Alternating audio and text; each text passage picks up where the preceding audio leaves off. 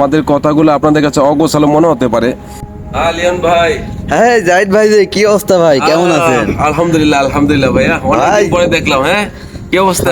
আছি ভাই, আলহামদুলিল্লাহ, আল্লাহ পাক রাখেছে ভালো। আচ্ছা আচ্ছা আচ্ছা, আপনি কেমন আছেন ভাই? আলহামদুলিল্লাহ আলহামদুলিল্লাহ, আল্লাহ যখন যেভাবে রাখে আলহামদুলিল্লাহ, আল্লাহ দরবারে লাখ লাখ শুকরিয়া আলহামদুলিল্লাহ।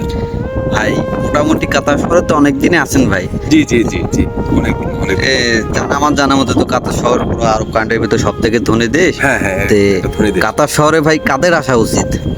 আসলে কাতার শহরে বা কাতার দেশে আমার মনে হয় যে যাদের ধনী, যারা ধনী, যে বাবা মা বা বন্ধু বান্ধব একটু ভালো লেভেলে আছে, তো সেক্ষেত্রে দেখা যাচ্ছে যে মানে যাদের বাবা মা একটু টাকা পয়সা বেশি আছে, তো তারা যদি মানে কাতার আসে নিশ্চিন্ত মনে, একবারে শান্তভাবে ঠান্ডা মেজাজে, আর কিছু পারবেন না না পারবেন, নিশ্চিন্তে ঘুম আসতে পারবেন। যে আপনাকে কেউ ডাক দিয়ে জিজ্ঞেস করবে না যে ভাই আপনি ঘুম আসতেছেন, আপনি ডিউটি যাবেন না, এরকম এরকম কেউ প্রশ্ন আপনাকে করবে না।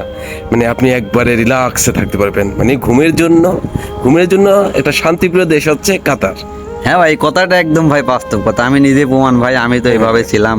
সবাই জানে, যারা পুরাতন আছে তারা সবাই জানে। আর কি পরামর্শ দিতে চান ভাই?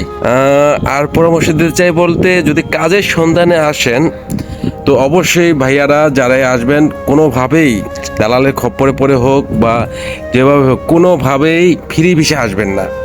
যদি পারেন টাকা আপনার বেশি লাগুক সমস্যা নাই, কিন্তু চেষ্টা করবেন যদি কোম্পানি থেকে একটা ভিসা নিতে পারেন তো আলহামদুলিল্লাহ, আপনি মনে করেন যে কাতারে কিছু একটা করতে পারবেন। কিন্তু আমাদের মতো যদি ফ্রি ভিসায় আসেন ভাইয়া, দুঃখের কোনো শেষ থাকবে না ভাইয়া।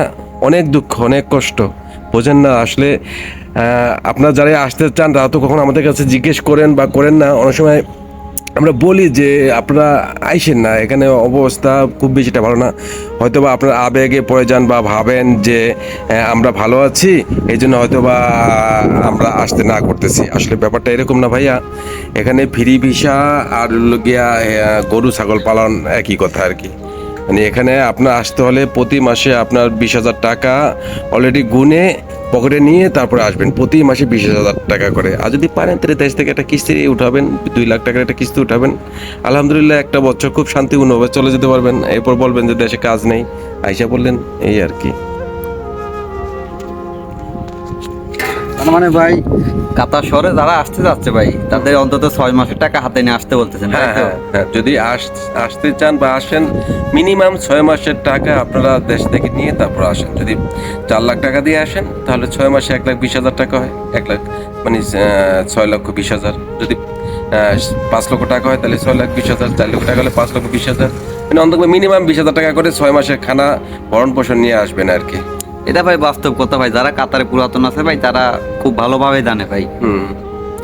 এটা নিয়ে ভাই আর কিছু বলার নাই ভাই। আর কাতার যে নতুন করে যে কোনো কিছু কাজ শুরু হবে এরকমও মানে আমরা দেখতেছি। আমরা তো বহুদিন যাবত তো কাতারে অবস্থান করতেছি, তো অ্যাকচুয়ালি কাতারে কোনো ভবিষ্যৎ নেই। এটা আপনি মানেন আর না মানেন, এটাই বাস্তব, এটাই সত্য।